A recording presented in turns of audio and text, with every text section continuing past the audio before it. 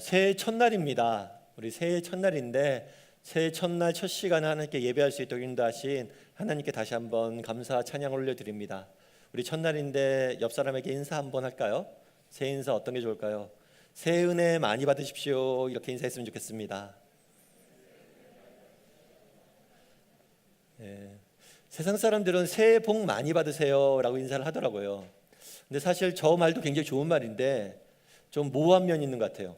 복을 누가 주는지 어디서 나오는지 알 수가 없죠. 근데 우리가 은혜라고 했을 때 은혜라는 표현을 쉽게 말하면 하나님의 선물이라는 뜻이에요.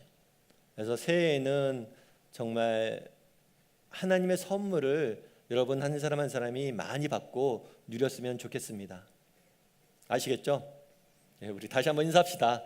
옆 사람이 진짜 하나님의 선물을 많이 받았으면 좋겠습니다 라는 심정을 담아서 새해 은혜 많이 받으십시오 이렇게 인사했으면 좋겠습니다. 그러면 우리가 새해 은혜를 많이 받았으면 좋겠다 인사를 했는데 어떻게 하면 은혜를 많이 받을 수 있을까요?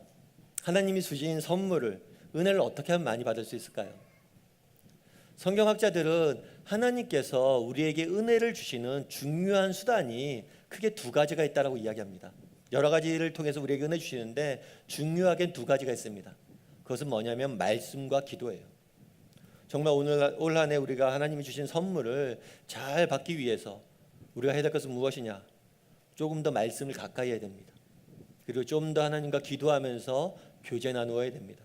그래서 우리 다음에 식구들이 2018년 한 해는 조금 더 말씀과 기도를 통해서 하나님과 가까이 나가고 하나님이 주시는 은혜라는 선물을 많이 받고 누렸으면 좋겠습니다. 저는 오늘 여러분과 함께 하나님이 주시는 은혜의 방편 중에 수단 중에 한 가지인 기도에 대해서 좀 나눠보고자 합니다. 특별히 예수님께서 우리에게 기도하라고 가르쳐 주신 주 기도문의 일부를 가지고 여러분과 조금 몇 가지 이야기를 나눠보고자 합니다. 단순히 기도뿐만 아니라 우리가 올 한 해 어떤 삶의 자세를 가지고 살아야 되는지에 대해서 이 주기도문을 가지고 몇 가지 여러분과 이야기를 좀 나누어 보았으면 좋겠습니다. 첫 번째로 하나님의 주권을 인정하는 삶들을 올 한 해 살았으면 좋겠습니다. 오늘 본문의 11절은 이렇게 되어 있습니다. 같이 한번 읽어볼까요? 오늘 우리에게 일용할 양식을 주시옵고. 여러분, 우리가 갖고 있는 기도에 대한 오해가 있습니다. 그것은 뭐냐면 우리가 기도할 때 물질적인 문제, 내가 회사에서 하는 일들이 잘 되게 해주십시오, 우리 자녀가 좋은 대학에 가게 해주십시오, 이런 물질적인 기도를 하면 되게 낮은 기도이고 뭔가 하나님 나라를 위해서 기도한다거나 무엇인가 영적인 것들 기도하면 굉장히 좋은 기도라는 생각을 갖고 있는 경향이 있습니다. 하지만 물질적인 것은 나쁜 것이고 영적인 것은 좋은 것이다 라는 생각은 플라톤 사상에서 나온 거지 결코 기독교적 사상에서 나온 것이 아닙니다. 그래서 예수님께서도 주기도문을 가르쳐 줄 때 너희가 물질을 위해서 기도하라, 양식을 위해서 기도하라 라고 말씀하신 거예요. 그렇다면 여기서 말씀하시는 예수님께서 기도하라는 양식은 무엇을 의미할까요? 여기서 너희는 오늘 우리에게 일용할 양식을 주옵시고 했을 때 이 양식은 단순히 먹는 것을 떠나서 우리가 이 땅을 살아가는데 필요한 모든 것을 의미합니다. 따라서 그날에 예수님께서 우리에게 말씀하신 건 무엇이냐? 너희가 먹는 것뿐만 아니라 이 땅을 살면서 필요한 모든 것을 위해서 너희가 기도해라 라고 우리에게 가르치신 거예요. 여러분, 오늘 아침에 식사를 하고 오셨습니까? 너무 일찍 예배를 드려서 식사를 못 하셨을 수 있는데 새해 아침이 되면 우리 떡국을 먹습니다. 떡국을 먹을 때 우리 모여서 뭘 하죠? 식사하기 전에 뭘 하죠? 기도를 하죠. 식사 기도를 합니다. 저는 대학교 때 이렇게 교회를 잘 안 다녔어요. 1년에 부활절하고 이렇게 성탄절 때나 나올까 말까 1년에 한두 번 정도만 교회를 나갔습니다. 거의 교회를 안 다녔죠. 그런데 그때도 늘 어렸을 때 배운 게 식사기도 하는 것을 늘 배웠어요. 그래서 그때도 교회도 안 다니면서 늘 식사기도는 했습니다. 근데 식사기도를 워낙 짧게 해서 친구가 그러더라고요. 야, 승원아, 너 왜 밥 먹는데 나한테 인사하고 밥 먹냐? 거기만 까딱한 거지 이렇게. 식사기도, 우리는 어렸을 때 식사기도를 합니다. 식사기도를 하는데 식사기도하면 우리가 너무나 쉽게 생각하고 사소하게 생각하지만 사실 식사기도는 쉬운 기도가 아니에요. 왜 식사기도가 쉬운 기도가 아닐까요? 사실 그렇지 않습니까? 오늘 아침에 떡국을 먹었습니다. 떡국을 누가 샀어요? 내가 샀죠. 어떻게 샀어요? 내 돈으로 샀어요. 내가 돈 벌어서 내 돈으로 샀는데 왜 이 음식을 먹는데 감사히 잘 먹겠습니다. 주님이 주신 것입니다. 라고 기도하면서 먹어야 될 거예요. 식사기도는 아무나 할 수 있는 게 아닙니다. 정말 내가 오늘 살아가는 것들, 내가 오늘 먹는 것들, 내가 오늘 입는 것들, 이것이 다 내 힘과 능력으로 되는 것이 아니라 우리 하나님이 주셨습니다 라는 주권을, 하나님의 주권을 인정한 사람만이 드릴 수 있는 것이 식사기도예요. 여러분, 일용할 양식을 위해서 주님이 기도하라고 이야기합니다. 일용할 양식을 위해서 아무나 기도할 수 있는 것이 아니에요. 내가 오늘 살아가는 것, 내가 오늘 걷는 것, 먹는 것, 숨을 쉬는 것, 이 모든 것이 오직 하나님이 주신 것이다. 하나님의 주권 아래 하나님이 허락하셔서 내가 가능한 것이다 라는 믿음을 가진 사람만이 드릴 수 있는 것이 식사기도이고 양식을 위한 기도입니다. 따라서 예수님께서 양식을 위해서 기도하라는 것은 먹는 것을 위해서 기도하라는 것뿐만 아니라 우리 삶의 주권이 하나님에게 있음을 인정하고 하나님께 늘 구하는 삶을 살라고 가르치신 거예요. 최근에 어떤 목사님의 책을 한 권 읽었는데, 그 책을 읽었는데 요즘 남북관계가 어렵잖아요. 실제로 평창올림픽 같은 경우에도 이 남북관계 때 북핵 문제 때문에 외국에서 굉장히 참여를 많이 안 해서 어려움이 있다라고 이야기를 들었습니다. 처음엔 사실 이런 문제들이 남매일인 줄 알았는데 저희도 방학 때마다 영어도서관에 서울대 아이들과 함께 연계되어 있는 국제단체 학생들이 와서 봉사를 해요. 그런데 서울대 애들한테서 연락이 왔는데, 아이들한테, 친구들한테 연락이 왔는데 국제단체에 있는, 해외에 있는 아이들이 한국에 오는 걸 꺼려한다고 합니다. 지금. 왜냐하면 북핵 문제 때문에 전쟁 날지 모른다고. 실제로 되게 외국에서 볼 때 심각한 문제예요. 그래서 이 목사님이 한번 설교를 하면서 그런 얘기를 했대요. 지금 나라가 너무 어렵습니다. 그래서 우리가 기도해야 될 때입니다. 기도해야 될 때입니다. 우리가 미국도 의지하지 말고 중국도 의지하지 말고 오직 하나님만 의지하고 기도합시다 라고 설교를 했어요. 근데 그날 오후에 메일이 하나 왔대요. 어떤 메일이 왔냐면, 목사님, 그래도 미국은 의지해야 되지 않을까요? 사실 그렇죠. 정말 우리가 나라와 민족을 위해서 기도합니다. 그런데 정말 우리나라를 지키시는 분이 하나님이심을 믿습니까? 쉬운 문제가 아니에요. 오늘 내가 먹고 삽니다. 정말 내가 오늘 이렇게 먹고 살 수 있는 것, 하나님께 내게 건강 주시고 지혜 주시고 도우셔서 오늘 이 자리에 서 있다 라는 믿음이 여러분 있습니까? 새해 첫날입니다. 정말 우리 다음의 식구들이 정말 하나님의 주권을 인정할 수 있는 사람들이 되었으면 좋겠습니다. 올 한해 우리가 많은 일들을 경험할 겁니다. 올 한해 우리가 많은 길들을 걸어갈 겁니다. 올 한해 우리가 많은 일들을 해야 될 겁니다. 하지만 이 모든 것의 주권이 하나님에게 있고, 또 하나님이 나를 도우셨을 때 이것이 가능하다는 걸 믿고 늘 모든 일에 기도하고 하나님께 맡기고 살아갈 줄 아는 다음의 식구들이 되기를 주님의 이름으로 소원합니다. 그렇게 주권을 인정하고 한 걸음 한 걸음 걸어가길 원합니다. 그럼 여러분, 왜 주권을 인정하는 게 중요할까요? 왜 주권을 인정하는 게 중요할까요? 여러분, 아니, 주권을 인정하면 우리에게 어떤 변화가 일어날까요? 여러분, 세상 사람들은, 기독교인들은 게으른 사람이라고 이야기합니다. 우리가 기도하면, 야, 쟤들 기도하고 공짜로 뭘 원하네, 이렇게 생각합니다. 하지만 그렇지 않아요. 우리의 기도는 그런 기도가 아닙니다. 여러분, 농사를 우리가 한번 짓는다고 생각해 보십시오. 내가 오늘 열심히 농사를 지으면 올 가을이나 봄에 하나님이 때를 따라서 비를 주실 것이야 라고 믿는 사람이 농사를 열심히 짓겠습니까?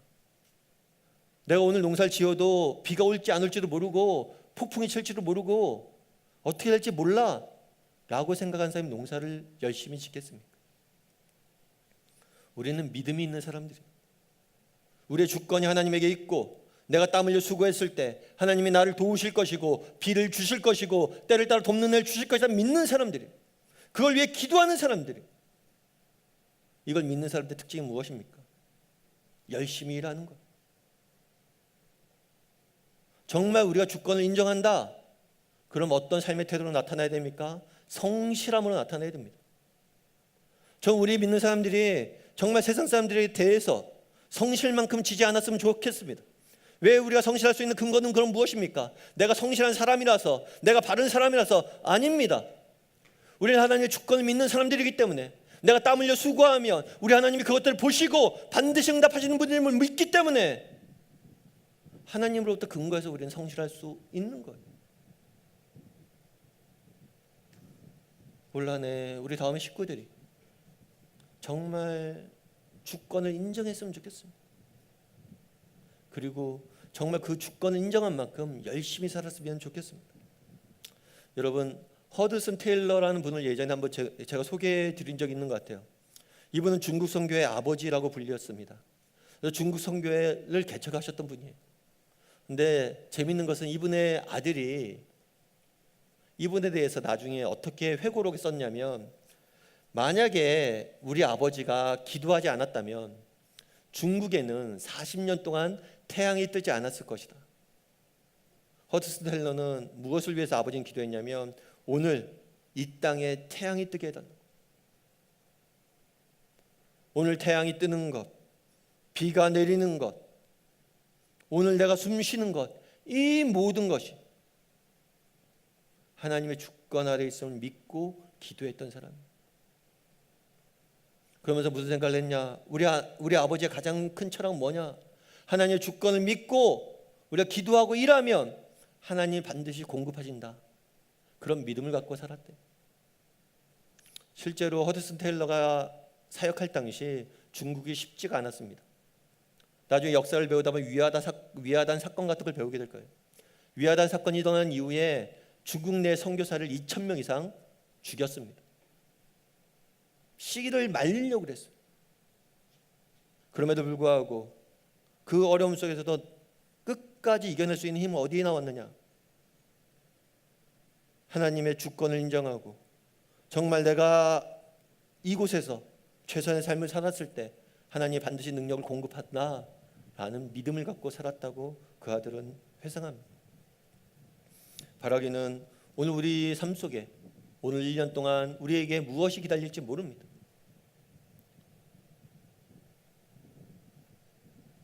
무엇이 기다리던 간에 여러분들이 올 1년 동안 하나님의 주권을 인정하는 삶을 살았으면 좋겠습니다. 그리고 하나님의 주권을 인정한 만큼 우리의 삶의 현장에서 성실히 살 수 있는 사람이 되었으면 좋겠습니다. 그래서 날마다 하나님이 주시는 은혜를 맛볼 줄 아는 저와 여러분이 되기를 주님의 이름으로 소원합니다. 두 번째로 오늘 본문에 살펴보길 원하는 것은 하나님의 지혜예요. 11절 말씀을 같이 한번 다시 읽어볼까요? 같이 읽겠습니다. 오늘 우리에게 일용할 양식을 주옵시고. 양식을 주옵시고. 목사님, 그럼 좋습니다. 먹는 것을 위해서 우리가 기도해야 되는 것을 알겠습니다. 근데 재밌는 표현은 일용할이라는 표현이에요. 일용할. 일용할이 얼만큼일까? 일용할이라는 단어는 뭐냐면 하루하루 필요한 만큼, 우리가 하루하루 필요한 만큼 양식을 달라고 기도하자는 거예요. 그러면 하루하루 필요한 만큼의 양식은 어느 정도일까요? 사실 요즘 우리나라가 경제적으로 많이 부유해졌습니다. 그래서 요즘 커피를, 예전에는 자판기 커피를 한 100원짜리 돈 넣고 먹었던 것 같은데 요즘은 뭐 별다방이다 콩다방이다 하면서 커피를 먹습니다. 가끔 커피를 먹을 때마다 느끼는 게 있어요. 어떤 커피 값은 밥값보다 비쌀까요, 쌀까요? 어떤 건 비싸요. 야, 내가 밥보다 비싼 커피를 마시네, 이런 생각이 들 때가 있죠. 과연 일용할 양식이란 뭘까요? 밥보다 비싼 커피를 여유 있게 마시는 것, 그것도 우리에게 일용할 양식일까요? 정말 우리에게 일용할 양식을 위해서 기도해라 라고 했는데 이 일용할 양식이란 건 도대체 어느 정도일까요?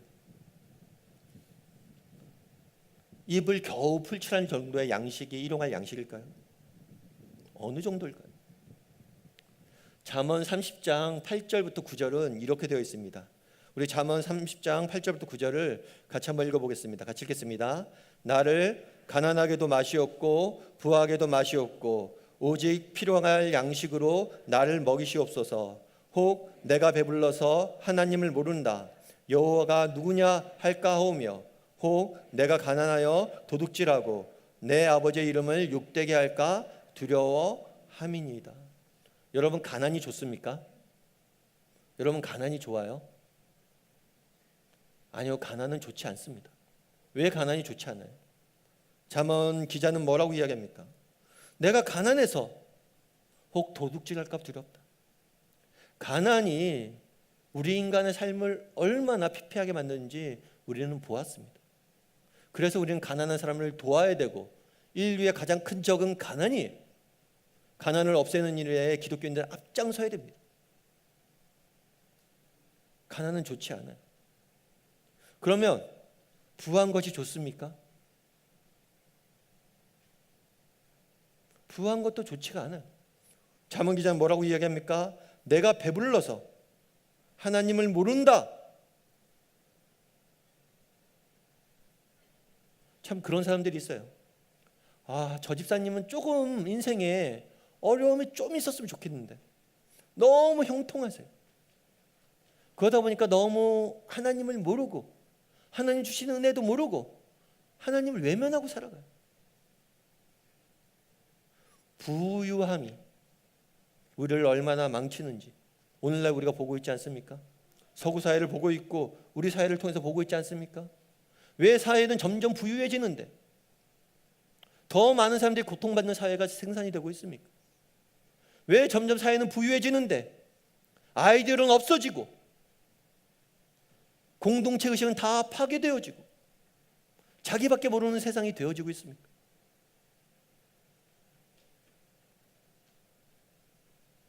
잠언 기자가 뭐라고 이야기합니까? 가난하게도 마시고 부하게도 말아달라.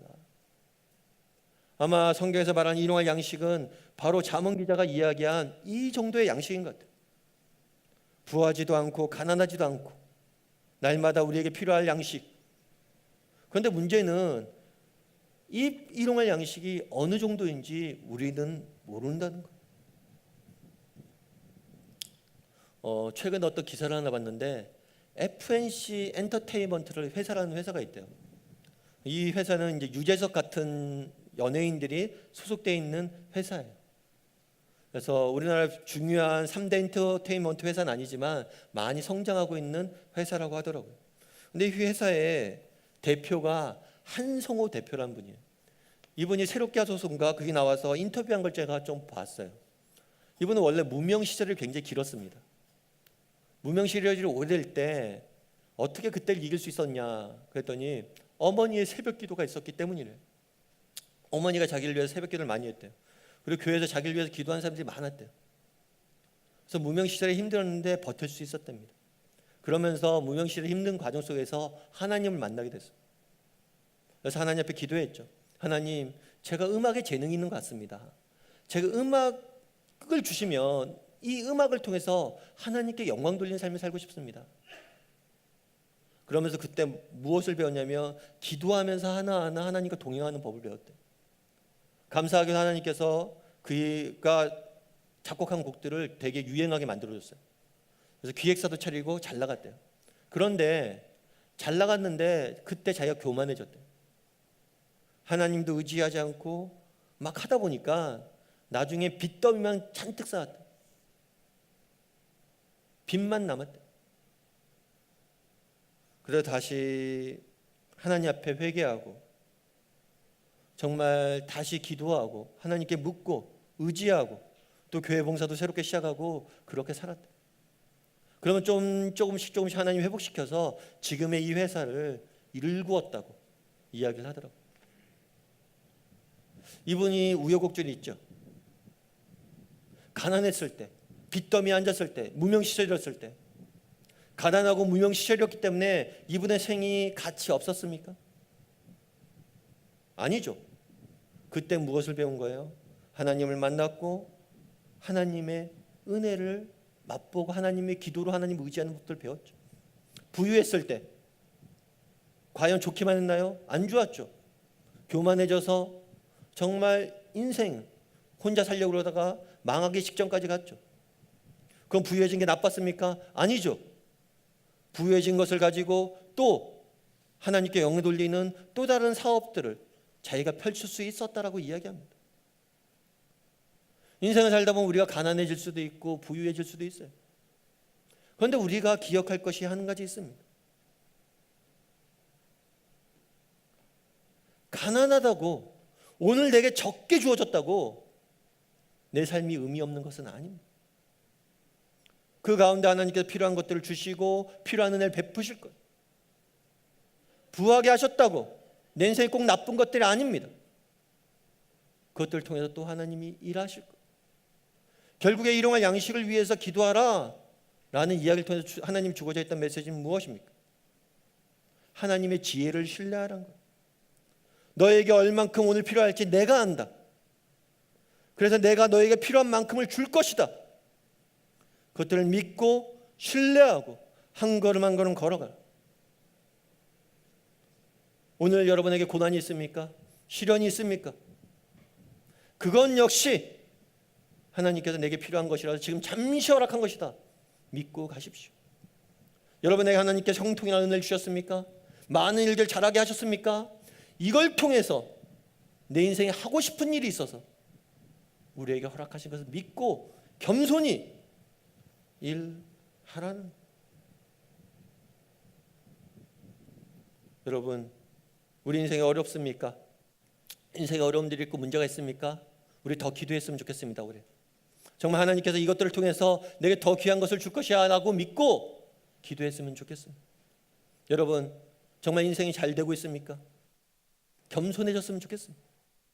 하나님 내게 교만치 않게 해주시고 하나님께서 내게 허락하신 것을 가지고 더 귀한 삶들 살 수 있도록 저를 지켜주십시오 라고 기도했으면 좋겠습니다.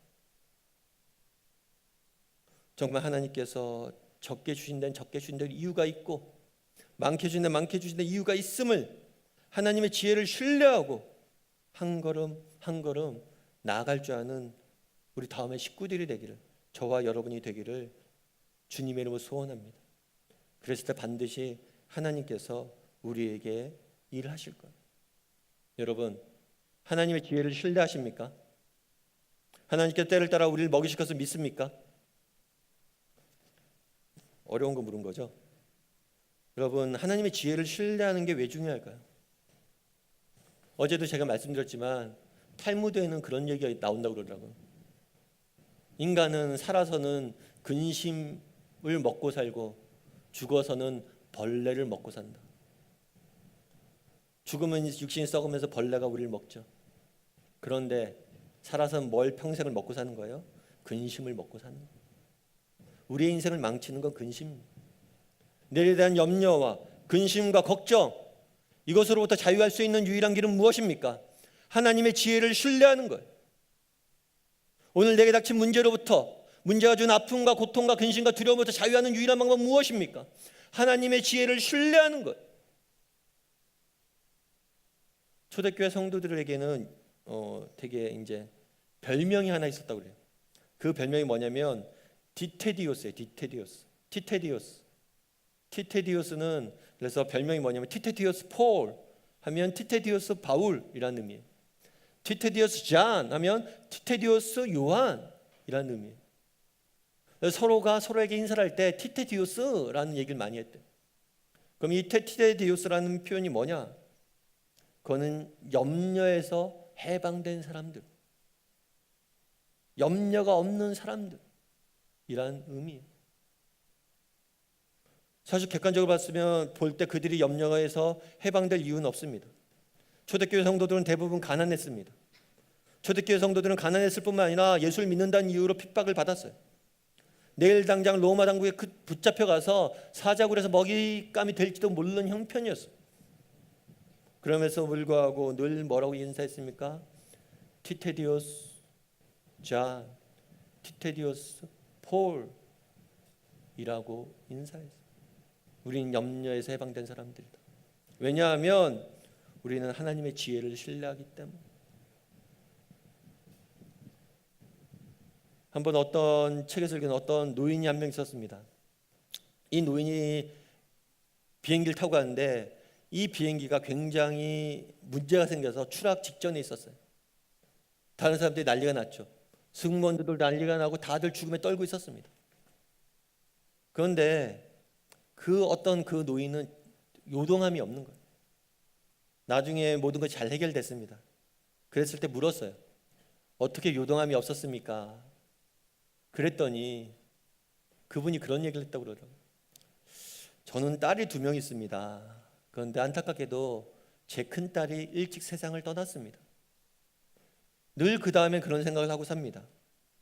내가 오늘 죽으면 감사하게도 그동안 못 봤던 큰딸을 보다. 내가 오늘 또 살아남으면 감사하게도 남겨진 작은 딸과 함께 조금 더 볼 수 있겠구나. 여러분, 이 땅을 살면서 하나님께 때로는 우리를 부유하게 할 수도 있습니다. 때로는 우리를 가난하게 할 수도 있습니다. 정말 저는 다음 교회 담임 목사로서 여러분들이 정말 평온하고 평탄하고 평강된 삶을 살길 원합니다. 그런데 때로는 인생에 어려움들이 있을 수 있습니다. 하지만 우리는 염려하지 않기로 결단합시다. 이 어려움들이 있겠지만 하나님께서 이것들 위해서 더 좋은 것을 주시지 않겠느냐? 필요해서 하나님의 지혜 가운데 필요해서 내게 허락하지 않았겠느냐? 또 좋은 것을 주시면 또 그것으로 인해서 하나님께 원하신 것이 있지 않겠느냐? 사나 죽으나 가난하나 부유하나 하나님의 지혜 가운데 나에게 허락하신 것을 믿고 정말 염려하지 않고 살아갈 수 있는 사람들이 되었으면 좋겠습니다. 그래서 여러분들 올 한 해 우리가 하나님의 지혜를 의지했으면 좋겠습니다. 그리고 그 지혜를 신뢰함으로 어떤 형편 중에서든지 염려하지 않고 살아갈 줄 아는 저와 여러분이 되기를 주님의 이름으로 소원합니다. 마지막으로 3번째는 하나님 나라를 위해서 좀 살자는 고백이 담겨 있는 기도예요. 이 기도는 11절 말씀을 다시 한번 읽어볼까요? 같이 읽겠습니다. 오늘 우리에게 일용할 양식을 주시옵고, 오늘이라는 표현은 어떤 표현이냐면 이스라엘 민족의 역사적 경험에서 나온 표현이에요. 이스라엘 민족은 우리가 계속 출애굽기 살펴보고 있는데 출애굽을 해서 가나안 땅까지 광야를 거쳐서 갔습니다. 그런데 이 광야에서 어떤 일이 있었냐면 하나님께서 하늘에서 만나라는 걸 내려주셨어요. 그래서 매일 하늘에서 내리는 만나를 먹었습니다. 근데 이 만나가 재밌는 게 뭐냐면 오늘 여기서 내리면 먹어요. 그리고 그걸 저축해 두면 그게 썩습니다. 그날의 만나는 그날만 먹어야 돼요. 오늘 주신 것은 오늘만 먹어야 돼요. 여기서 오늘 우리에게 했을 때 오늘은 바로 이런 그날에 내리는 것은 그날을 먹어야 된다는 그런 이스라엘 민족의 역사적 경험 속에 나온 단어예요. 그럼 목사님 오늘 주신 것은 오늘 먹어야 되니까 저축해 놓으면 안 되니까 믿는 사람은 저축도 하지 말아야 되고 믿는 사람은 뭘 쌓아두면 안 됩니까? 그런 의미가 아니에요. 오늘이라는 단어에 근본적으로 담겨있는 고백은 뭐냐면 나그네라는 거예요. 우리는 광야길을 걸어가는 나그네라는 거예요. 우리는 뭐 어디로 가는 사람들이란 거예요? 하나님 나라 이스라엘 땅으로 가는 사람들이란 거예요. 우리가 이 땅에 살아갈 때 우리는 누구입니까? 나그네들입니다. 그래서 나의 생의 궁극적인 목적, 도착지는 어디라는 거예요? 하나님 나라라는 거예요. 오늘 우리에게 일용할 양식을 주옵시고 라고 기도하면서 하나님이 가르쳐주고자 했던 것은 무엇입니까? 우리의 생의 목적이 이 땅에 있지 않고 하늘나라에 있음을 너희가 잊지 말고 살아야 된다는 거예요. 달리 이야기하면 올 한 해 우리가 살아가면서 이 땅을 지내면서 우리가 가져야 될 생각은 무엇입니까? 우리의 목적이 어디에 있다는 거예요? 하늘나라에 있고 우리는 그 길을 걸어가는 나그네라는 사실을 잊지 말고 하루하루 살아가야 됩니다. 그러면 우리가 정말 나그네, 하나님 나라를 가는 나그네라는 의식이 있다. 우리 믿는 사람들은 나는 그래. 나는 하나님 나라에 갈 사람이고 이 땅에서 나그네 삶을 살아야 되는 이런 의식이 있다. 그런 사람에게 나타나는 특징이 있어요. 그건 뭐냐면 우리에게 기도하는 거예요. 오늘 본문에 보면 오늘 우리에게 일용할 양식을 달라고 기도해. 오늘 내게, 오늘 내 가정에가 아니라 오늘 우리에게. 정말 우리가 하나님 나라를 살아가는 나그네라는 의식이 있다면 어떤 게 생겨야 되느냐? 우리를 볼 줄 아는 눈이 생겨야 됩니다. 내가 아닌 다른 사람을 볼 줄 알고 내가 아닌 서로를 볼 줄 아는 눈이 생겨야 되는 거예요.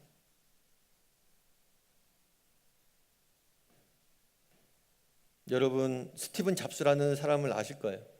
스티븐 잡스는 애플을 만든 사람이고 혁신의 아이콘이라고 하는 사람입니다. 아마 전 세계 사람들이 대부분은 이 사람을 알 거예요. 왜냐하면 저 사람이 발견한 애플이라는 제품을 쓰고 있으니까. 또 가운데 있는 사람은 빌 게이츠라는 분이십니다. 이분은 마이크로소프트라는 회사를 만들었죠. 그래서 저분이 우리가 대부분 컴퓨터는 마이크로소프트로 회사에서 나오는 컴퓨터를 쓰죠. 그 프로그램을 사용하는. 그래서 빌 게이츠를 아실 거예요. 그리고 맨 끝에 계신 분은 누구일까요? 예전에 영화로 제작된 사람이 있어요. 저분에 대한 이야기는 영화로 제작된 적이 있어요. 철가방 우수씨란 영화예요. 저분은 초등학교 중퇴입니다. 고아예요. 직업이 철가방이에요. 여러분 중에 아는 사람은 그 영화를 본 사람 외에는 거의 없을 거예요. 그렇다면 저 세 분 중에서 누가 진짜 부자일까요? 누가 진짜 부자일까요? 여러분 돈을 많이 가진 사람이 부자입니까? 돈을 잘 쓰는 사람이 부자입니까? 돈을 아무리 많이 가지고 있어도 부자는 아니죠. 빌 게이츠는 자신의 재산의 60%를 재단에 기부를 해요. 그래서 그거 갖고 재단을 운영을 합니다. 그가 재단을 만들었던 이유 중에 하나는 그런 거예요. 어떤 선배가 그런 얘기를 했대요. 돈을 가지고 할 수 있는 가장 멍청한 일이, 돈을 가지고 가장 어리석은 일이 돈을 쌓아두는 것이다. 그 얘기를 듣고 자신의 재산의 상당 부분을 다 사회에 기부하게 됩니다. 먼 훗날 시간이 흐를 겁니다. 과연 누가 부자냐는 거예요. 우수 씨 같은 경우에는 초등학교 졸업입니다. 철가방이에요. 직업이.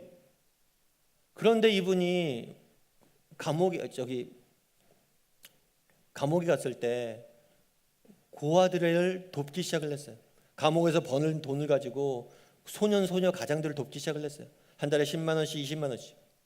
나중에 교도소에서 복역을 마치고 나와서도 계속 짜장면 배달을 하면서 번 돈을 가지고 아이들을 도왔어요. 그리고 마지막에 죽었어요. 사고를 당해서 죽으셨는데 죽었을 때 생명보험금 나온 걸 전부 다 어린이재단에 기부했어요. 물론 그 돈은 대단한 돈은 아닙니다. 과연 세 분 중에 누가 진정한 부유한 삶을 살았다고 이야기할 수 있고 누가 진정한 부자라고 생각되어질까요? 성경은 이런 이야기를 합니다. 같이 한번 시편 37편 16절을 한번 읽어보았으면 좋겠습니다. 같이 읽겠습니다. 의인의 적은 소유가 많은 악인의 풍부함보다 승하도다.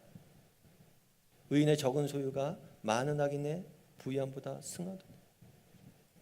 저는 저 말이 맞다라고 봅니다. 쌓여있는 많은 돈들은 일하지 않습니다. 단돈 1,000원이라도 내 손을 떠났을러 다른 사람에게 갈 때 그 돈은 일합니다. 그날에 예수 그리스도께서 이야기합니다. 오늘 우리에게 일용할 양식을 주옵시고라고 기도해라. 그 말씀하신 이유는 무엇입니까? 오늘 우리는 이 땅에서 나그네로 살아간다.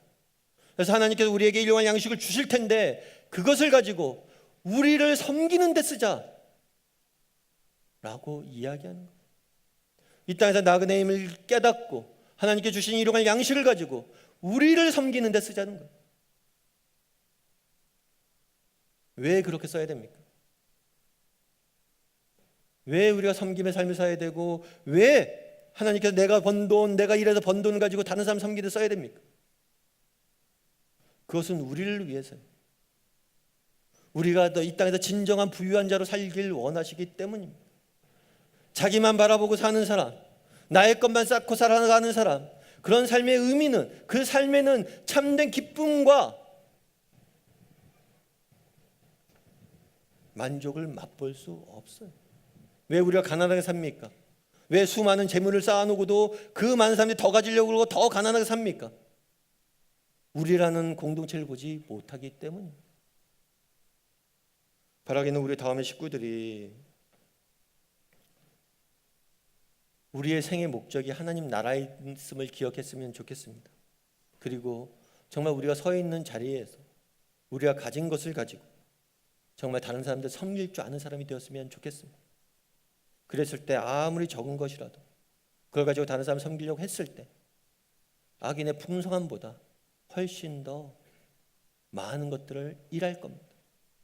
그래서 정말 우리가 가진 것으로 정말 하나님 나라를 위해서, 우리 생의 목적이 하나님 나라를 위해 있음을 기억하고 늘 다른 사람을, 우리를 섬길 줄 아는 저와 여러분이 되기를 주님의 이름으로 소원합니다. 말씀을 맺고자 합니다. 여러분, 올 한 해 또 새해가 밝았습니다. 하나님의 주권을 인정하는 삶들을 살았으면 좋겠습니다. 정말 오늘 살아가는 게 모든 것이 하나님이 주시는 은혜로 되어진 것들을 기억하고 어떤 일을 만나든지 하나님께 구하고 하나님께 맡기는 삶을 살았으면 좋겠습니다. 그리고 하나님의 주권을 인정한 만큼 하나님께 우리를 반드시 도울 것이라는 믿음을 가지고 오늘 하루 최선을 다해 살았으면 좋겠습니다.